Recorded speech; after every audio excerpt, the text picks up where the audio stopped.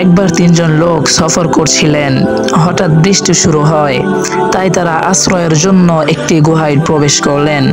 হঠাৎ পাহাড় থেকে একটি বিশাল বড় পাথর পড়ে তাদের গুহার মুখ বন্ধ হয়ে যায়। তারা বুঝতে পারলেন, কেউ যদি তাদের জন্য দোয়া না করে তারা কখনো মুক্তি পাবে না।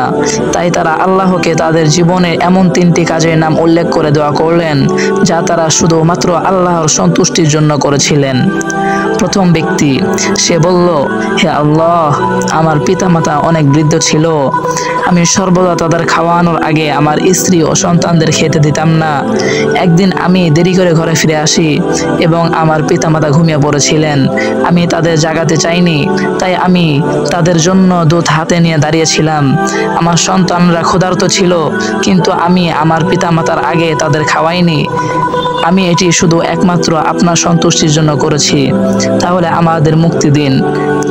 দ্বিতীয় ব্যক্তি বলল, হে আল্লাহ, আমি একজন মহিলাকে ভালোবাসতাম, কিন্তু সে আমার সাথে থাকা অস্বীকার করত। পরবর্তীতে সে অর্থের প্রয়োজনে আমার কাছে এলো। আমি তাকে 100 দিনার দিলাম, কিন্তু শর্ত ছিল যে সে আমার সঙ্গে থাকবে।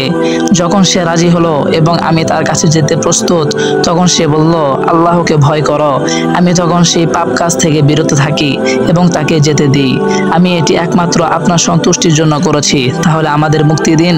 পাথরটি আরো একটু কিছু সরে গেল।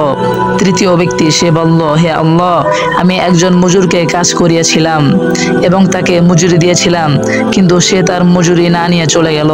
আমি সেই মজুরি দিয়ে ব্যবসা শুরু করি এবং অনেক সম্পদ অর্জন করি। পরে সে ফিরে এসে তার মজুরি চাইল। আমি তাকে বললাম, এই গাবাতি পশু, উট, ভেড়া এবং গোলাম সবই তোমার। সে বলল, তুমি কি আমার সাথে ঠাট্টা করছো? আমি বললাম, না, এটা সবই তোমার মজুরি থেকে অর্জিত। এটা একমাত্র আপনার সন্তুষ্টির জন্য করেছিলাম, তাহলে আমাদের মুক্তি দিন। এবার পাথরটি পরিপূর্ণ সরে গেল এবং তারা গুহা থেকে মুক্তি পেল। এই গল্পটি আমাদের শিক্ষা দেয় যে খাঁটি ঈমান ও আল্লাহর সন্তুষ্টির জন্য করা কাজগুলি কিভাবে বিপদ থেকে মুক্তি দিতে পারে।